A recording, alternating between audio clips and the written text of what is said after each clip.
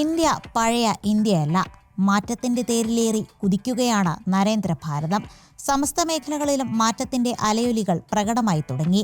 കാർഷിക രംഗത്തും വ്യവസായ പ്രതിരോധ രംഗത്തും അങ്ങനെ ഒന്നാം നിരയിലേക്ക് വളരുകയാണ് രാജ്യം. കൂടൊഴിഞ്ഞ് പരദേശങ്ങൾ തേടിപ്പോയ കമ്പനികളും നിക്ഷേപകരും ഇന്ന് ഇന്ത്യൻ മണ്ണിൽ ഒരിത്തിരി ഇടം കിട്ടാനായി കാത്തിരിക്കുകയാണ്. മെയ്ഡ് ഇൻ ഇന്ത്യയും മേക്ക് ഇൻ ഇന്ത്യയും രാജ്യത്തിന്റെ അവിഭാജ്യമായ രണ്ട് പൊൻതൂവലുകളായി മാറി. വിപണിയിൽ ഇന്ത്യൻ നിർമ്മിത ഉൽപ്പന്നങ്ങൾക്ക് അംഗീകാരങ്ങളും ആവശ്യക്കാരും അധികരിച്ചു കഴിഞ്ഞു. ഇതിനിടെ മറ്റൊരു സന്തോഷ വാർത്ത കൂടി എത്തുകയാണ്. ഇന്ത്യൻ വിപണിയിലേക്ക് ഇപ്പോഴിതാ ആഗോള ഇലക്ട്രിക് വാഹന നിർമ്മാണ ഭീമനായ ടെസ്ലയും എത്തുന്നു. അമേരിക്കയിൽ പ്രധാനമന്ത്രി നരേന്ദ്രമോദിയുമായി ടെസ്ല സ്ഥാപകനും ശതകോടീശ്വരനുമായ ഇലോൺ മസ്ക് കൂടിക്കാഴ്ച നടത്തി ദിവസങ്ങൾക്കുള്ളിലാണ് ബഹുരാഷ്ട്ര കമ്പനി ഇന്ത്യയിൽ ഒരിടം തേടി എത്തുന്നത്. രാജ്യത്ത് വേരുറപ്പിക്കുന്നതിന്റെ ആദ്യപടിയെന്നോണം നിയമനങ്ങൾ നടത്താനുള്ള നടപടികളുമായി മുന്നോട്ടു പോവുകയാണ് കമ്പനി. ഉദ്യോഗാർത്ഥികളെ ക്ഷണിച്ച് ലിങ്ക്ഡിനിൽ പോസ്റ്റ് ചെയ്ത പരസ്യമാണ് ഈ നിഗമനങ്ങൾക്ക് ആക്കം കൂട്ടുന്നത്. 13 തസ്തികകളിലേക്കാണ് അപേക്ഷ ക്ഷണിച്ചിരിക്കുന്നത്.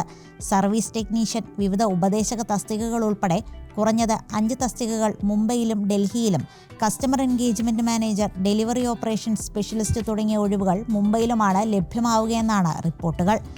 നേരത്തെ ഇന്ത്യയിൽ പ്രവർത്തനം ആരംഭിക്കുന്നതിനായി ഷോറൂം സ്പേസിലുള്ള തിരച്ചിൽ ടെസ്ല ആരംഭിച്ചതായി റിപ്പോർട്ടുകളുണ്ടായിരുന്നു. രാജ്യതലസ്ഥാനമായ ഡൽഹിയിൽ തന്നെ ആദ്യ ഷോറൂം തുറക്കാനായിരുന്നു മസ്കിന്റെ പദ്ധതി. ഇതിനായി ഇന്ത്യയിലെ മുൻനിര റിയൽ എസ്റ്റേറ്റ് ഡെവലപ്മെന്റ് കമ്പനിയായ DLFുമായി ടെസ്ല കൂടിക്കാഴ്ചയും നടത്തിയിരുന്നു. Customer experience centre, delivery and service സൗകര്യങ്ങൾ എന്നിവ ഒരുക്കുന്നതിനായി 3000 മുതൽ 5000 സ്ക്വയർ ഫീറ്റ് വരെ വലിപ്പമുള്ള സ്ഥലമായിരുന്നു ടെസ്ല തേടിയിരുന്നത്. ഡൽഹിയിലെ DLF, അവന്യൂ മാൾ, ഗുരുഗ്രാമിലെ cyber hub office and retail complex തുടങ്ങിയ സ്ഥലങ്ങളാണ് ഷോറൂമിനായി ടെസ്ല പ്രധാന പരിഗണന നൽകിയിട്ടുള്ള സ്ഥലങ്ങൾ. ഉദ്യോഗാർത്ഥികളെ ക്ഷണിച്ചു തുടങ്ങിയ സാഹചര്യത്തിൽ അധികം വൈകാതെ തന്നെ ടെസ്ല ഇന്ത്യയിൽ തങ്ങളുടെ സാമ്രാജ്യം വിപുലീകരിക്കുമെന്നാണ് പ്രതീക്ഷ.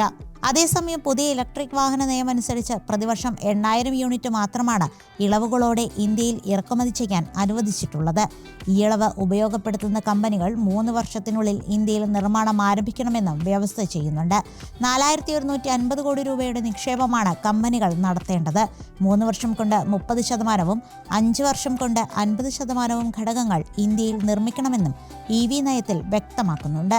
ഇറക്കുമതി തീരുവ 110% നിന്ന് 70% കുറച്ച സർക്കാർ തീരുമാനവും ടെസ്ലയുടെ ഇന്ത്യയിലേക്കുള്ള വരവിന് മുതൽക്കൂട്ടാകും.